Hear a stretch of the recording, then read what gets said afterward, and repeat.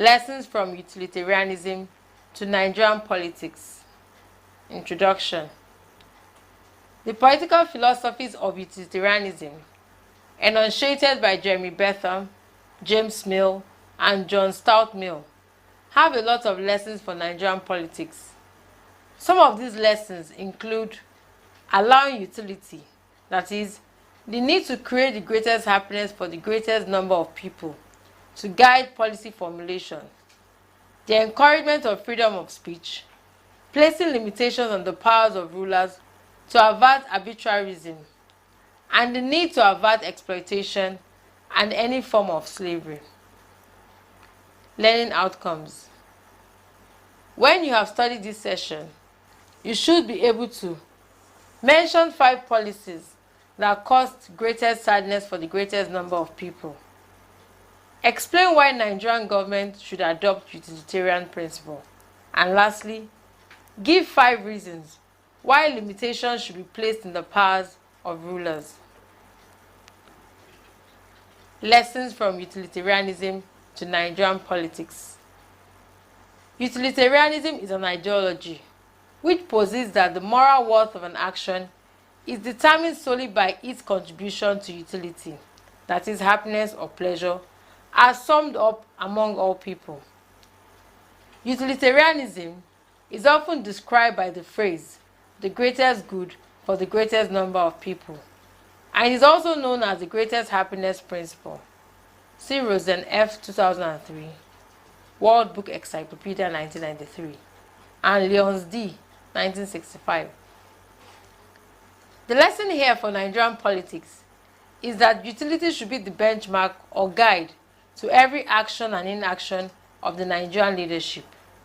It is a common knowledge that when governmental policies are formulated and implemented in Nigeria, the government does not look at how the policies will increase the happiness or pains of the people. Rather, the government depends on its whims and caprices to formulate policies. Oftentimes, the policies thus formed, on the contrary, increases the pains of the people. Hence, majority of the policies initiated and pursued by the Nigerian state engender the greatest sadness for the greatest number of Nigerians. For instance, policies such as commercialization and privatization, deregulation, downsizing and right-sizing of the civil service, land use decree, embargo placed on employment, etc. They create more pains and happiness for a greater number of Nigerians. From the foregoing, if the Nigerian government should learn anything at all, it should use utilitarianism as its compass in the formulation and implementation of policies. So thus, its policies will engender the greatest good or greatest happiness for the greatest number of people. John Stuart Mill was an ardent apostle of free speech. He argued that free discourse is a necessary condition for intellectual and social progress. Hence, he rejected all forms of censorship. See Lyons D. 1965. The lesson to learn here is that freedom of speech should not be curtailed by any government, as it is a sine qua non for intellectual and social progress. In Nigeria, during the periods of military rule and during some civilian administrations like that of Chief Olusegun Obasanjo, the country did not enjoy freedom of speech. During this period, media houses were summarily shut down.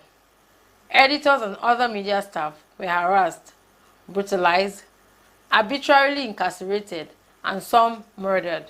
Even in recent times, that one could state that things are getting better, one still wonders why the government media fails to report important news that do not put the government in a better light. Also, when other such news items are reported, they are heavily watered down, while little things which are not worthy news items that will put the government in a positive light are overreported.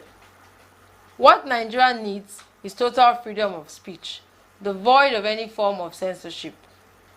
Mills is of the view that limitations should be placed on the powers of the rulers of society, so that they will not be able to use power based on their wishes and make every kind of decision which could harm society. See Chin Liu T. 1980. The moral here is that limitations should be placed on the powers of leaders in Nigeria. For instance, the immunity clause enjoyed by most leaders in Nigeria make them abuse powers vested in them and sometimes act in a way that could harm society.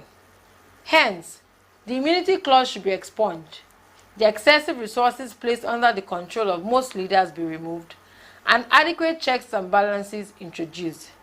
This will limit the powers of rulers and make them responsible to the interests of the people. Utilitarianism is anti-slavery. Hence, Mill rose up against slavery and denounced it in all its ramifications. See Mill 2009. The lesson here for Nigerian politics is that the government of Nigeria should adopt anti-slavery stance. Many Nigerians are working in Nigeria in sweatshops owned by foreigners under conditions of severity. They are paid poor wages and salaries and are made to work for very long hours. The minimum wage, which the government approved, does not apply to them. The Nigerian government has to critically look into this enslavement of Nigerians on their home soil by foreigners and find adequate solutions to this enormous challenge. Summary: utilitarianism as a political philosophy has a lot of lessons for Nigerian politics, and they include tailoring governmental policies so that they engender the greatest happiness for the greatest number of people, encouraging free speech, and placing limitations on the powers of the rulers, as well as preventing the enslavement and exploitation of Nigerian workers, etc. End of study session 15. Thank you for listening.